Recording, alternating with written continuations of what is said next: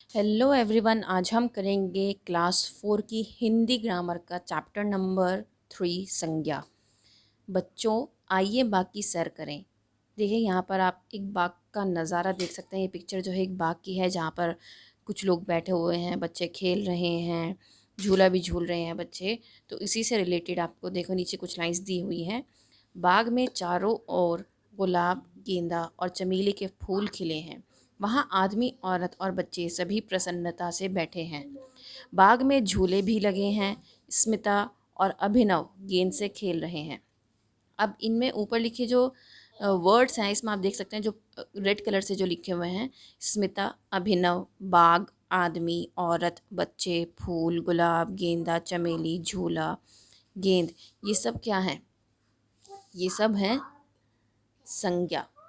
यहाँ पर एक नाम और आया है, वो है प्रसन्नता, जो कि हमारे मन के भाव को बताता है कि हम क्या फील कर रहे हैं, जो हमारे मन के भाव को बताता है। प्रत्येक वस्तु का कोई ना कोई नाम होता है। संसार में ऐसी कोई वस्तु नहीं जिसका कोई नाम ना हो।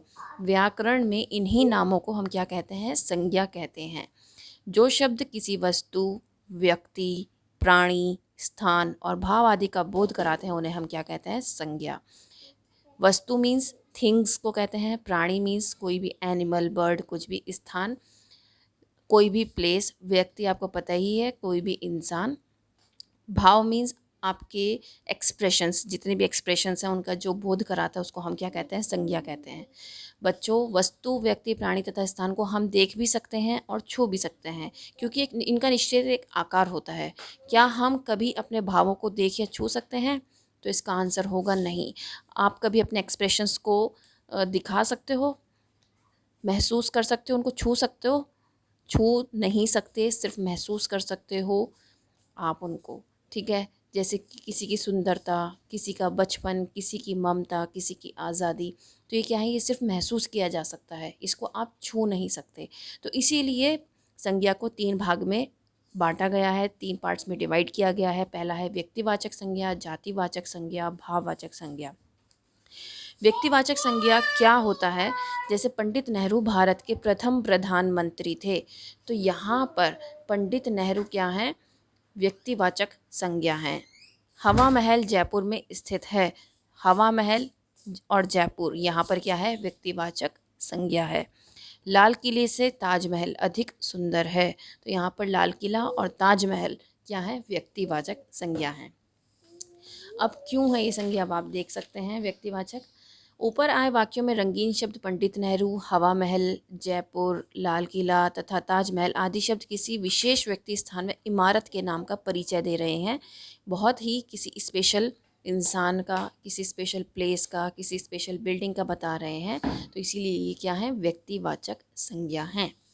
जिन शब्दों से किसी विशेष व्यक्ति, प्राणी या वस्तु का स्थान का बोध होता है, उन्हें हम क्या कहते हैं? व्यक्तिवाचक संज्ञा कहते हैं। आपने इंग्लिश में बच्चों को नाउन्स कराए होंगे, तो उसमें होता है ना कॉमन नाउन और प्रॉपर नाउन, तो ये क्या है? प्रॉपर नाउन है आपके। ठीक है, व्यक्तिवाचक संज्ञा क्या होता है? प्रॉपर नाउन है, जिसमें आप स्पेसिफिकली स्पेसिफिक नेम्स के लिए आप बच्चों को क्या करते हो? बताते हो कि जो स्पेसिफिक नेम्स होंगे उन वो क्या हैं? आपके प्रॉपर नाउन से। तो यहाँ पे वो व्यक्तिवाचक संज्ञा हैं।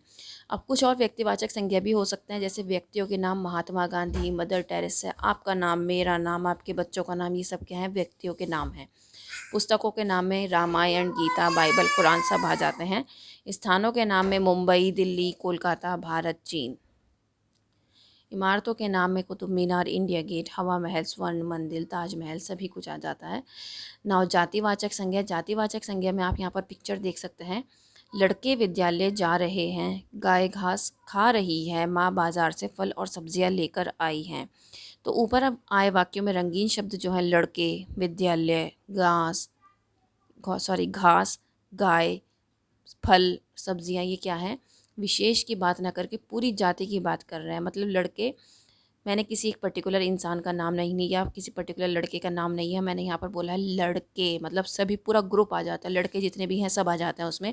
जब हम किसी जाति का बोध कराते हैं, जाति के बारे में बात करते हैं किसी एक, जैसे यहाँ पे विद्यालय, तो सभी विद्यालयों की बात हो गई। गाय है तो सभी गाँव की गाय की बात हो गई।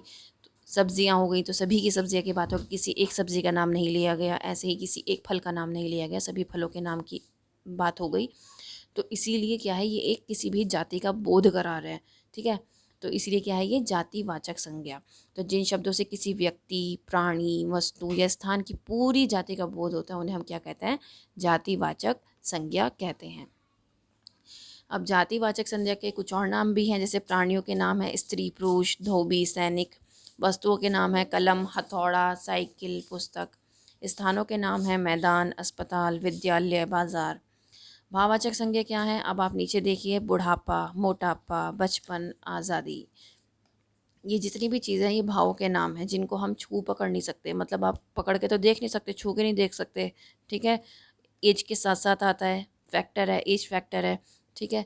तो इनको हम क्या कर सकते हैं, सिर्फ और सिर्फ महसूस कर सकते हैं, हम इनको छू नहीं सकते, ठीक है। जिन शब्दों से किसी प्राणी, वस्तु के गुण, दोष, स्वभाव, दशा, स्थिति या भाव का बोध होता है उन्हें हम क्या कहते हैं, भाववाचक संज्ञा कहते हैं। गुण मीन्स आपके अंदर क्या क्या अच्छाइयाँ हैं, ठीक है। दोष मीन्स बुराइयाँ हैं। स्वभाव मीन्स आपका नेचर किस तरीके का है। दशा मीन्स आप देखने में कैसे हो, दशा कैसी है आपकी। स्थिति मीन्स आपकी कंडीशन कैसी है। भाव मीन्स आपके एक्सप्रेशंस। जब आप ये सब बताते हो तो ये क्या है, आपकी भाववाचक संज्ञा, ठीक है। जैसे मित्रता, प्यास, भूख, दर्द, ये क्या है, सब आपके भाववाचक संज्ञा हैं जो कि आप सिर्फ महसूस कर सकते हो लेकिन कोई देख नहीं सकता। अब आते हैं प्रश्न उत्तर, इसका अभ्यास कर लेते हैं कुछ। संज्ञा किसे कहते हैं, संज्ञा आपको बताया था मैंने, किसी भी स्थान का नाम, किसी व्यक्ति का नाम, किसी वस्तु का नाम, ये सब क्या कहलाती है, संज्ञा कहलाती है। संज्ञा के भेद कितने हैं, 3 हैं जो हमने पढ़े हैं, व्यक्तिवाचक, जातिवाचक और भाववाचक। जातिवाचक और व्यक्तिवाचक संज्ञा में क्या अंतर है। जातिवाचक में क्या होता है, किसी भी एक संपूर्ण जाति का जो बोध कराता है उसको हम जातिवाचक संज्ञा कहते हैं, जैसे लड़के, विद्यालय, हमने अभी पढ़ा था। व्यक्तिवाचक संज्ञा में क्या होता है, किसी व्यक्ति विशेष की बात करते हैं, जैसे हमने चाचा नेहरू की बात की थी। भाववाचक संज्ञा के बारे में क्या होता है, भाववाचक संज्ञा जिससे हमें किसी के भाव का पता चले कि वो क्रोध में है, खुश है, किसी के स्वभाव का पता चले, उसके गुण दोष का पता चले, तो वो क्या है, आपकी भाववाचक संज्ञा। नीचे क्वेश्चन है, दिए गए वाक्यों में से संज्ञा शब्द छांट कर लिखिए। हिमालय सबसे ऊंचा पर्वत है, तो हिमालय और पर्वत क्या हो गया, संज्ञा। गंगा पवित्र नदी है, तो गंगा और नदी क्या हो गई, आपकी संज्ञा। रामायण एक पवित्र ग्रंथ है, तो रामायण और ग्रंथ क्या हो गई, संज्ञा। लड़का सड़क पर दौड़ रहा है, तो सड़क और लड़का क्या हो गई, आपकी संज्ञा। बच्चा आम खा रहा है, बच्चा और आम क्या हो गए, संज्ञा। कल सीमा चिड़ियाघर देखने गई थी, सीमा और चिड़ियाघर क्या हो गई, संज्ञा। हमें बुराई और घमंड से दूर रहना चाहिए, बुराई और घमंड क्या हो गया, संज्ञा। दिए गए विकल्पों में से सही विकल्प चुनिए। व्याकरण में नाम को कहा जाता है, जब आप किसी का नाम बताते हो तो उसको क्या कहते हैं, हम संज्ञा कहते हैं। संज्ञा के मुख्य कितने भेद हैं, संज्ञा के 3 भेद हैं, हमने पढ़े हैं, व्यक्तिवाचक, जातिवाचक और भाववाचक। कौन सा शब्द भाववाचक संज्ञा नहीं है, मोटापा, भलाई, लंबाई, सुंदर। तो इनमें से कौन सा क्या है, भाववाचक संज्ञा नहीं है, जो आपकी भाव को बता रहा है। तो लंबाई क्या है, भाववाचक संज्ञा नहीं है। कौन सा शब्द जातिवाचक संज्ञा है, इसमें से जातिवाचक संज्ञा बताना है। तो ये तो तीनों आपके नाम हो गए, तो गाय क्या है, आपका जातिवाचक संज्ञा, क्योंकि वो किसी एक जाति का पूरा बोध करा रही है। कौन सा शब्द व्यक्तिवाचक संज्ञा है, इसमें व्यक्तिवाचक संज्ञा सिर्फ और सिर्फ एक है, वो है सचिन। दिए गए शब्द जाल में संज्ञा शब्दों को गोले में कीजिए तथा उचित स्थान पर लिखिए। यहाँ पर हमने आपको अच्छे से समझा दिया व्यक्तिवाचक संज्ञा क्या होती है, जातिवाचक संज्ञा क्या होती है और भाववाचक संज्ञा क्या होती है। अब आपको इसमें से इस शब्द जाल से वर्ड्स को छांटने हैं और तीनों जगह पर लिखने हैं जहाँ पर जो सूट करता है।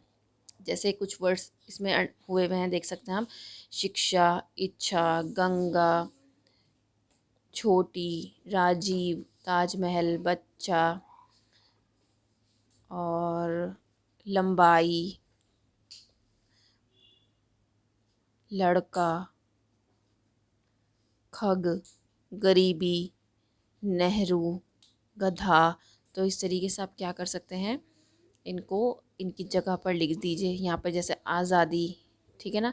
तो आप यहाँ पर व्यक्तिवाचक संज्ञा, जातिवाचक संज्ञा और भाववाचक संज्ञा में जो जहाँ पर है उसको वहाँ पर लिख दीजिए। ठीक है, ये एक्सरसाइज आप अपने बच्चे से कराइए जब आप बच्चे को पूरा चैप्टर समझा देंगे। उम्मीद करती हूँ कि ये चैप्टर बहुत अच्छे से समझ में आया होगा। अगर समझ में आया हो तो लाइक शेयर ज़रूर करिएगा और चैनल को सब्सक्राइब करना बिल्कुल मत भूलिएगा। That's all, thank you.